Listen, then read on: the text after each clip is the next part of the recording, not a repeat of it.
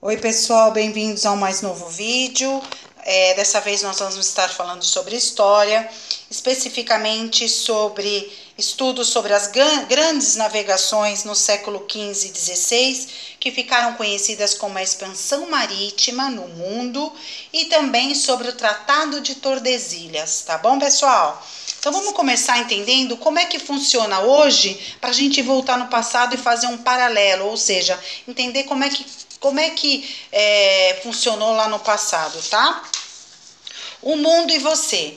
O comércio atualmente é uma atividade econômica que é muito intensa, ou seja, econômica porque é de dinheiro e muito intensa porque gera muito dinheiro, tá? Então, as principais atividades, comércio o que que é? Compra e venda de produtos ou mercadorias, tá? Então, aonde a gente encontra esses comércios? Em feiras, supermercados, shoppings, em vários lugares onde se tem compra e venda de produtos. Aqui, pessoal, eu consigo ilustrar para vocês, ó, direitinho, uma banca de frutas e um mercado, uma loja de eletrodomésticos. Eletrodomésticos, lembra, né? São aparelhos eletrônicos que se usam em casa, tá?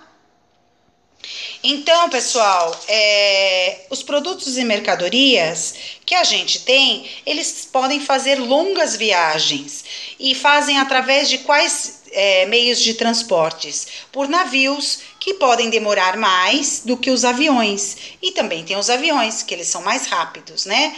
Essas viagens longas que essas mercadorias e produtos fazem é porque eles são produzidos em algum lugar e vendidos em outros lugares, ou seja, em vários países diferentes. Que tipos de mercadorias que a gente encontra? Todo tipo. Aqui alguns exemplos: eletrônicos, automóveis, alimentos, vestimentas, que são roupas, né? E por aí vai. Bom, o comércio mundial, que é esse comércio no mundo, compra e venda de produtos pelo mundo, né? O Brasil também participa. Ele exporta e importa produtos. Vamos entender o que é exporta e importa. Nesse comércio mundial, eu exporto e importo aqui no Brasil. Quando eu falo exportar, é que eu envia produtos para outros países. Quer dizer, eu faço aqui e mando para outros países. Importa, eu trago produtos de outros países, ou seja, aqui eu faço importação de alguns produtos, como por exemplo, alguns joguinhos eletrônicos dos Estados Unidos, tá? Americanos. Eles não são produzidos aqui, mas eles são trazidos para cá. Agora, eu também posso fazer chocolates ou petróleo, que eu tenho aqui no Brasil, e enviar para outros países para ser comercializado, ou seja, para ser comprado e vendido lá nesse outro país, tá? Aonde acontece principalmente esse comércio mundial, a exportação e importação de produtos? Vamos dar um exemplo aqui, no Porto de Santos, acontece por navios, é no litoral de São Paulo. Olha aqui, pessoal, como a gente pode ver, no Porto de Santos, eu tenho os navios que são enormes, né? Aqui eu tenho os guindastres, que eles retiram containers, cada container com determinados produtos. Por exemplo, esse laranja que a gente está vendo aqui pode ter, é um exemplo, tá? Podem ter eletrônicos, esse outro de baixo, roupas, né? E por aí vai, tá? Então, no Porto de Santos, por exemplo, é onde passa um quarto do comércio internacional do Brasil, ou seja, aonde eu movimento produtos internacionais no Brasil, um dos lugares é o Porto de Santos. E aqui eu movimento produtos internacionais, um quarto de todo esse comércio, né? Os principais produtos que a gente vê passando pelo Porto de Santos e que está considerado nesse comércio internacional é o petróleo, outros combustíveis como álcool, minério, carne, sojas, açúcar, café, medicamentos, máquinas e equipamentos industriais. Aqui, pessoal, quando eu falo comércio internacional, é que importa e exporta, envia produtos e traz produtos, tá bom? Então, pessoal, fazendo um paralelo com os dias atuais, como era lá no passado, então hoje a gente tem mais facilidade para usar e vender produtos que a gente tinha no mundo, né, que trazia do mundo. Por quê? Porque a gente tinha a gente tem transportes que são todos equipados, tecnológicos atualmente, né, como os navios de grande porte, né, e também os aviões, que são os transportes aéreos. Mas até o século XVI, comercializar algo de longe não era tão simples assim. Por quê? Porque não haviam os aviões, e os navios que a gente tinha não eram grandes e tão rápidos, e não tinham tecnologias tão eficazes como as de hoje, e precisava fazer longas distâncias, né? Então, essas buscas por alguns produtos se tornava uma viagem desgastante, cansativa, perigosa e demorada. Então, mas os portugueses, aliás, desculpa, mas os europeus se sacrificaram para obter essas mercadorias. Vamos entender por quê, tá? Ou seja, dava muito lucro, dava dinheiro, principalmente porque existiam alguns produtos muito interessantes na época, que, por exemplo, são as especiarias, que a gente vai estudar lá na frente. Então, essas grandes navegações nos séculos XV e XVI, elas foram conhecidas como expansão marítima. Como assim?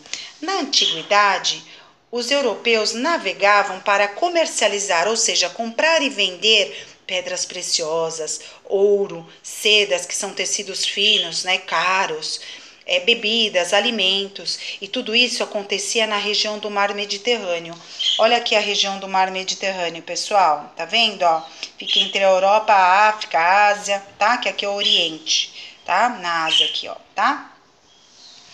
Então, essa região, para eles, inicialmente, que eles começaram a navegar, era uma região que representava um mundo desconhecido. Por que desconhecido? Porque tinham continentes ainda não explorados, né? E oceanos ainda não navegados. Até então, eles estavam começando pelo mar Mediterrâneo. Mas olha quanto que a gente tinha aqui para poder ainda navegar, tá vendo? Olha quantos oceanos, né? Bom, por isso se tornou perigoso fazer as navegações, mas se tivesse um motivo, um ótimo motivo, eles navegariam, e foi o que eles descobriram. Portugal, que foi o primeiro país, ou seja, o país pioneiro, né, a iniciar ou a se lançar nas navegações, nas grandes navegações, foi Portugal. Por que ele iniciou as grandes navegações, Portugal? Porque ele foi o pioneiro, porque ele estava em busca de especiarias. E por que Portugal? Olha só, pessoal, olha onde ficava Portugal. Portugal, ó, fica aqui, pertinho do Mar Mediterrâneo, né? E por que Portugal, né, foi atrás das especiarias? Porque era um país que ele tinha um reino unificado. O que era isso? Era um reino organizado politicamente. Ele tinha tecnologias e estruturas para fazer viagens pelo mar, né, para conhecer ou explorar o oceano desconhecido, enfrentar monstros que até então era o que eles pensavam que tinha, sereias. Eles achavam que eram reinos fantásticos, então eles alimentavam esse espírito aventureiro.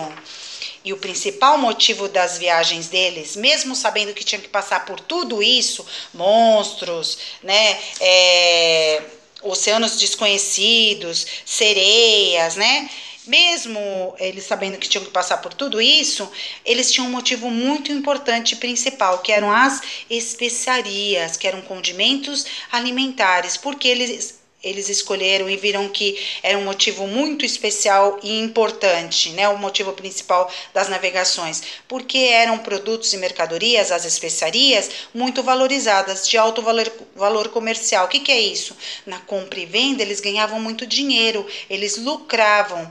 Essas especiarias, alguns exemplos delas são o cravo da Índia, a pimenta do reino, a canela, a noz moscada. Vamos dar uma olhada nelas aqui para vocês entenderem.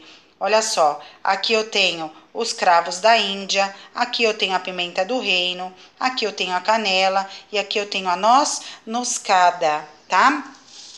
Então, Por que eles escolheram as especiarias? Por que elas vendiam tanto e davam tanto dinheiro? Porque as especiarias conservavam os alimentos, ou seja, as carnes duravam mais tempo. Elas também, as especiarias, davam um sabor especial e melhor aos alimentos. E, em alguns casos, chegava até a curar algumas doenças. Mas os portugueses não ficaram só por ali, eles queriam navegar para o Oriente. Lembra onde eu falei era o Oriente, pessoal? Olha só, o Oriente é aqui nessa região da Ásia, tá? E por que eles queriam navegar sobre o Oriente? Porque eles não gastariam dinheiro com comerciantes intermediários. O que é isso? Comerciantes que ficavam no meio do caminho para poder fazer alguma negociação. Então não gastavam dinheiro com comerciantes intermediários e também não pagariam impostos em terras que eram de outros povos. Com isso, eles conseguiam ter mais lucro, ganhar mais dinheiro com o comércio de especiarias, ou seja, com a compra e venda das especiarias desses produtos. Mas os portugueses, para irem para o Oriente, eles precisavam de mais tecnologia e invenções para ajudar nas navegações. Foi quando eles buscaram algumas invenções, reunindo todo o pessoal lá deles, mais especialistas, matemáticos, que entendiam de geografia, de história, enfim. E criaram, por exemplo, a bússola. A bússola é um instrumento que, pelo magnetismo, aponta para o sentido norte. E também, por meio dela, os navegadores eram capazes de saber qual a direção que tinha que seguir. Então, a bússola, os navegadores sabiam qual a direção que tinham que seguir, porque ela apontava sempre para o sentido norte através do magnetismo. Tinha também o astrolábio. E os navegantes se localizavam pela posição das estrelas no astrolábio. Os ponteiros e as marcações informavam latitude e longitude. Então, vamos dar uma olhadinha aqui, pessoal. Ó, esse aqui é um exemplo de uma bússola. Tá vendo? Ó, ela apontava para o norte e, por magnetismo, os navegadores eram capazes de saber qual a direção que deveriam seguir. Esse aqui é um astrolábio. Olha só, ele tem um disco feito de cobre com ponteiros e marcações para informar a latitude e a longitude. E eles se guiavam aonde?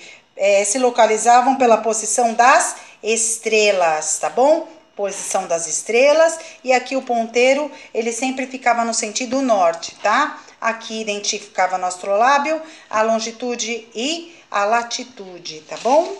Além disso, os portugueses também tiveram um desenvolvimento também aí da caravela. Olha a caravela aqui, ó, pessoal. Eram navios mais rápidos e que eles tinham também toda uma tecnologia que facilitava a velocidade e a navegação por esses navios. A caravela, então, ela era uma embarcação leve e veloz, que facilitava a navegação. Mas os portugueses, embora eles tivessem tudo isso, a Espanha começou a se movimentar. E os portugueses, para fazer as navegações, eles não aceitavam a Espanha. Não aceitavam que a Espanha tivesse direito sobre as terras encontradas, justamente porque os portugueses estavam muito mais tempo procurando o caminho das Índias. E essa disputa de Portugal e Espanha, né, ela se resolveu através do assinado, né, Tratado de Tordesilhas, que surgiu em 1964. Então, Portugal foi o primeiro a iniciar as grandes navegações através das especiarias, porque eles tinham um reino unificado e eram politicamente organizados. Com isso, eles tinham tecnologia para ir poder navegar pelos mares do Mediterrâneo. Não satisfeitos, eles queriam navegar pelo Oriente Médio, porque no Oriente Médio eles não precisavam gastar dinheiro com algumas coisas, como impostos, passando por terras de pó que tinham domínio de outros povos, e também para ter que pagar comerciantes intermediários. Então, eles queriam lucrar mais com isso, porque não ia precisar gastar dinheiro, né, com tudo isso, só que aí eles precisavam desenvolver algumas tecnologias. E aí, para poder ir para o Oriente Médio. E aí eles desenvolveram quais foram? A bússola, o astrolábio e a caravela, tá? Que era uma navegação leve e veloz. Aí a Espanha descobriu tudo isso e quis também participar dessa navegação, né? E o Portugal falou assim, pô, mas como que eles vão disputar, né? Se essas terras elas foram recém-conquistadas por nós e a gente teve toda essa tecnologia, etc e tal. Então eles começaram a ter uma disputa, quem? Portugal e Espanha. Como eles resolveram essa disputa? Através do assinado do Tratado de Tordesilhas, surgido em 1964, que dizia o quê? Que a divisão dessas novas, que teria uma divisão nessas novas terras e as que ainda seriam descobertas entre esses países. Então, nesse assinado de Tordesilhas, seria a divisão das novas terras e aquelas terras que ainda seriam descobertas por esses dois países, tá? Olha aqui o Tratado de Tordesilhas, pessoal. Então, percebe, ó, eles usaram como referência essa linha imaginária que era do arquipélago do Cabo Verde, tá? Aqui, ó. E aqui, ó, nesse meio eram as terras dos portugueses. E nas extremidades, aqui, ó, as terras de domínio espanhol, tá? Então, aqui, território de exploração ou de domínio espanhol. E no mais escuro, que é aqui no meio, território de domínio português, tá? Então, as condições das viagens dos europeus, que a gente também vai entender aqui um pouquinho, como que ela era? As viagens elas eram perigosas, porque tinham monstros, naufrágios, quer dizer, o barco afundava, e além desses riscos e perigos a bordo do navio, a gente tinha outros também que eram super ruins e importantes. Tinha pouca água para beber, para se alimentar, porque o tempo que a água ficava guardada em tonéis, ela acabava ficando suja e contaminada. Não tinham como tomar banho. Tudo isso acabava trazendo doenças, né? Eles não tinham comidas frescas. Os marinheiros viviam junto com baratas e ratos, que são animais que passam doença, e o principal alimento dele era o biscoito seco. Muitas vezes tinha até bolor, porque devido às más condições de armazenamento, ele acabava ficando assim. Olha aqui um exemplo aqui de um navegador, ó, dele se alimentando, tá vendo? Que condição precária que ele tinha, tá? Então, se eu tivesse que fazer um resumo dessa unidade, ou desse contexto aqui da história, há um pouco mais de 500 anos, o comércio de alguns produtos não era tão simples. Na antiguidade, os europeus navegavam na região do mar Mediterrâneo, que é uma linha pequena se comparada ao oceano. Aliás, uma área pequena se comparada ao oceano. Havia muitas terras desconhecidas